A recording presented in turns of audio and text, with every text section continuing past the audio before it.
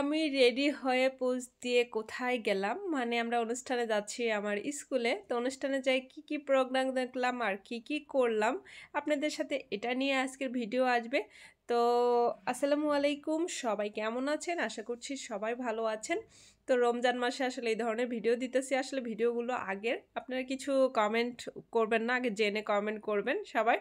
তো অলরেডি আমরা ready teddy হয়ে দুই ভাগ্নি আর আমি, দুই ভাগ্নি বলছি কেন, আমার ভাগ্নি আর আমার ভাগ্নি আয়াত বুড়ি আমাকে ছাড়া কিছুই বোঝে না। আমি যেখানে যাই ও সেখানে, আমি যখন যাব তো অলরেডি হেঁটে হেঁটে আমার যেখানে পড়াশোনা, যেখানে আমার শিক্ষাগুরু, যেখানে আমার সব কিছু, সেখানে আজকে অনুষ্ঠান আছে, সাংস্কৃতিক অনুষ্ঠান।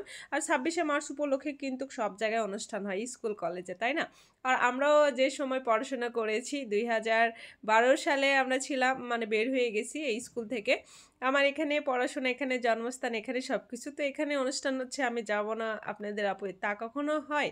তো আমি অলরেডি চলে গেলাম, আগে জিনিস কিনে দিলাম আয়াতকে, যেহেতু এখানে যা বসবার বের হওয়া যাবে না, এই জন্য আগে ওকে জিনিস কিনে দিলাম যে কি কি খাবি না নে আগে, তারপরে প্রোগ্রামে ঢুকবো। তো অলরেডি দূর থেকে ভিডিও করছিলাম অনেক, আর সে টাইমে লাঞ্চ বিরতি দিয়েছিল বুঝছেন, মানে সকাল থেকে আমি প্রোগ্রামে যাইনি, আমার বাসা কিন্তু স্কুলের কাছে। তারপরে আমরা যখন লাঞ্চের টাইম দিয়েছিল সে টাইমে গিয়েছিলাম যে ভিড় কম হবে।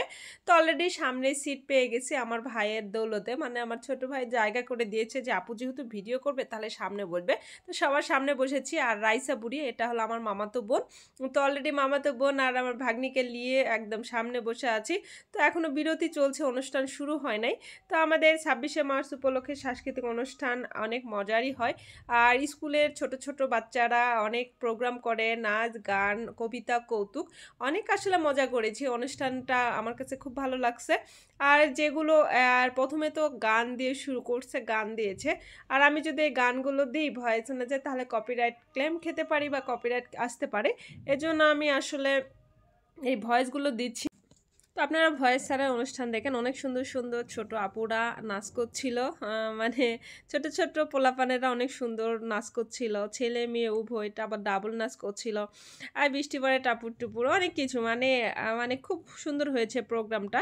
তো আমি একটু মানে সামনে থেকে ভিডিও করছিলাম। আর বিশেষ করে মঞ্চে কি নাচ দেখবো, সাইটের নাচ দেখতেই মাথা নষ্ট। আর এই যে এই ভাইয়াটার নাচ দেখতে আমার এত ভালো লাগছে, মানে কি বলবো, রিলস আকারে এটা ছাড়বো। এটা কিন্তু মানে ছেলে মানুষ, হ্যাঁ, মেয়ে সেজে নেচেছে।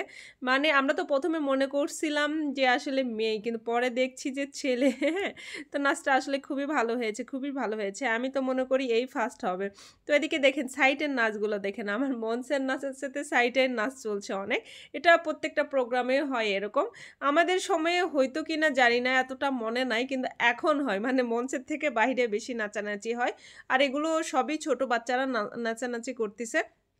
আর এটা দেখতে ভালো লাগছে। আর আমার ভাগ্নি তো দাঁড়ায় পড়ছে, ও বলছে মিমি আমার আর বসে থেকে ভালো লাগছে না, একদম কোমর লেগে আসতেছে। তো অলরেডি কোমর লেগে আসতে আমি তাহলে দাঁড়াই থাকো। তো এইদিকে লাঞ্চের আমি একটু বাড়িতে যাব, খাওয়া দাওয়া করি নাই। তো বাসায় যাওয়ার জন্য বের হয়ে গেছি। আয়াত আবার বলছে যাব, ঠিক আছে কিন্তু আইসক্রিম কিনে দিতে হবে, মানে ও যেতে চায় না।